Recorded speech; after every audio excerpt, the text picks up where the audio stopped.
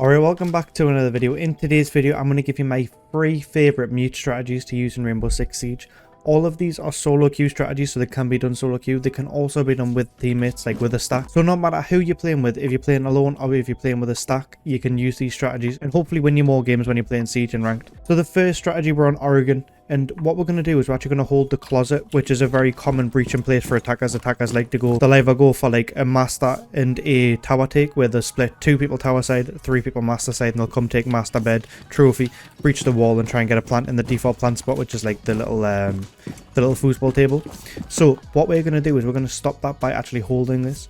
Now, I'm not going to give you all of the reinforcements that you're going to need for site. I'm just going to give you any reinforcements that you might need for your strategy, like your part of the strat. So, to do with the strat, what you need to do is make a rotate into the closet here. I like to make it as tight and as tucked on the wall as you can, just so you have the bit of cover from the wall here, so they can't get shot. So you can't get shot from the door.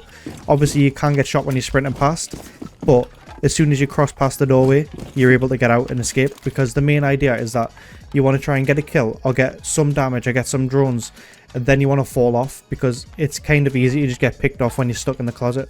So that's why you need this rotate hole to get out of there. So you want to make sure you have a rotate hole. I like to reinforce this wall next to it. So once you've reinforced that, so you reinforce this wall next to it and you have the rotate hole here. Ideally as well, if you can, you want to try and have a reinforcement left in your pocket, just so that if you leave, you can reinforce it off and just create some extra damage, like create some extra like time sink.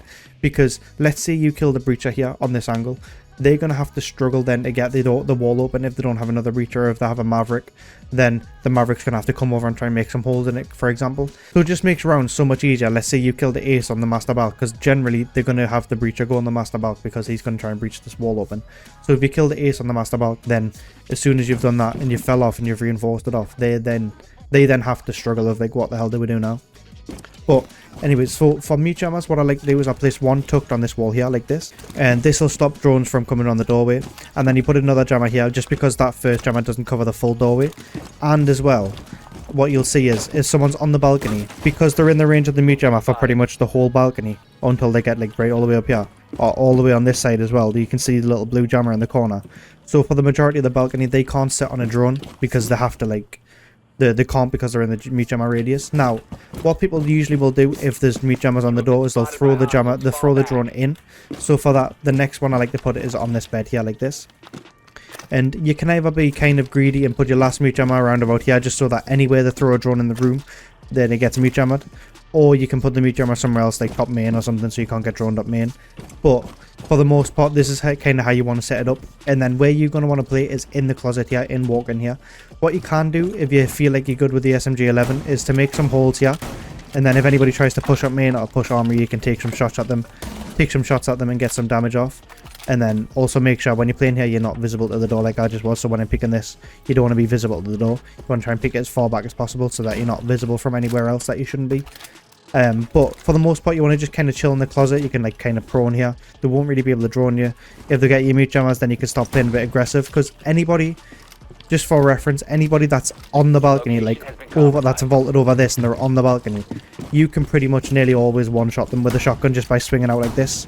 You don't want to swing out of anybody's further back, because you might not guarantee a one-shot on them, so you don't want to risk it. But if you hear anybody vault over, you can just start swinging it if you want to, and get some free kills on the balcony. And as well, you have a C4 to use if they're like tucked around the corner or something. So it's just really nice, and it's really easy to hold this kind of position. One of the main ways you can get countered from this is by getting naded out. So if you have a teammate with you, like if you want to communicate with your randoms to get a Jaeger in here, then make sure you put a Jaeger, at like 1 or 2 Jaegers in the closet, just so you have extra protection to be safe in this spot. And what you can also do as well, because sometimes you'll get like an ash go below you, if you go over here and then just shotgun a hole in the floor, this is the classroom window where generally an ash will go below to try and ash you out of the closet. So if you go and hold this, if you know that you've heard them drop off the balcony and you think they're going to go down here, just come and hold this angle and get a freebie when they come to the classroom window. So yeah, like I said before, the main idea of this is to waste a lot of time and to try and get some damage, kill some drones, maybe get a kill while you're at it, and then fall off, reinforce the wall, and then play bunker on site.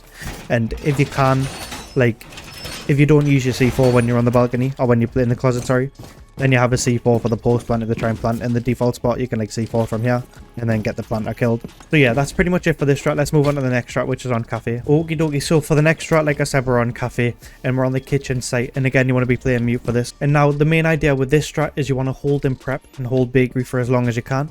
And you're going to use your mute jammers to protect you and your shotgun to get freebies, and obviously SMG11 for any longer range fights. So what you first want to do is you want to make sure this wall here is reinforced to wedding.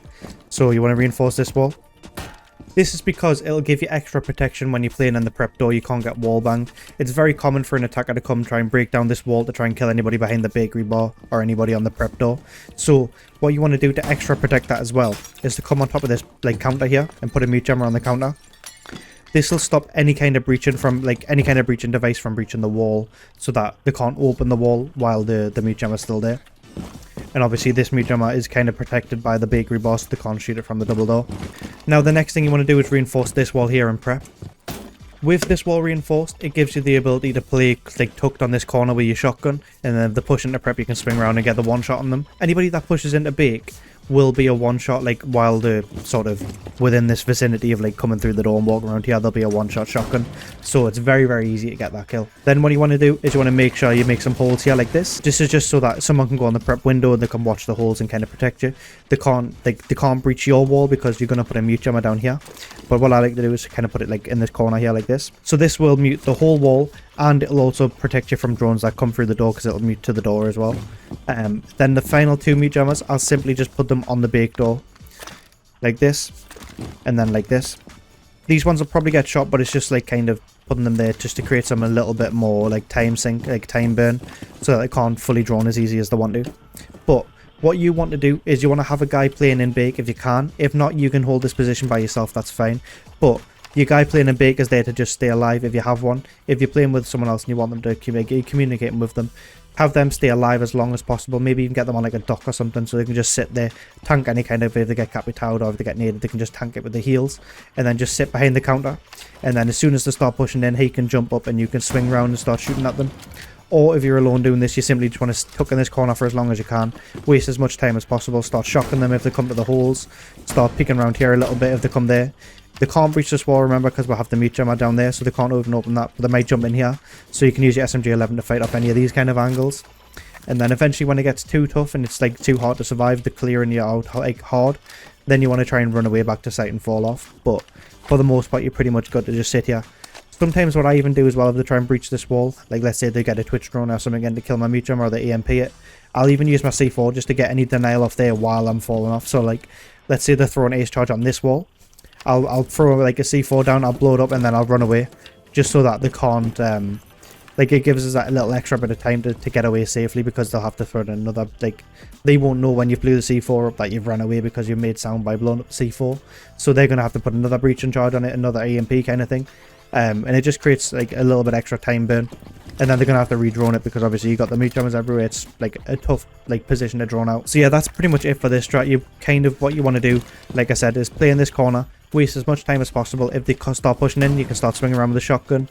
If they have to fall off because let's say they've got this mute jammer and they're breaching the wall, or let's say they're breaching your wall, then fall off back to site and then just play more like tucked here with a shotgun. Start swinging around prep when they're pushing to prep. Peek around the window, and again you can even fall further back and then use a C4 for like plant denial if you haven't used it earlier in the round. You can just like sit here and try and get a C4 like close to the wall and get a C4 across to the default plant. So yeah, that's it for this site. Let's go on to the next site, which is on Chalet. So now we're on to the final site, which is going to be the wine cellar site on Chalet. And for what you want to do for this one is you want to be able to hold this trench push. Like, it's a very, very common attack. The two common attacks that you'll see on Chalet is they'll go for a snowmobile and like lobby side, they'll play vertically, then they'll go try and plant snowmobile, or they'll go try and take up the kitchen hatch and dining hatch, get the hatch open, try and breach the trench wall, come in big garage, get this wall open for some angles, and then they'll try and plant like here. So you want to deny this kind of push if you think it's going to come.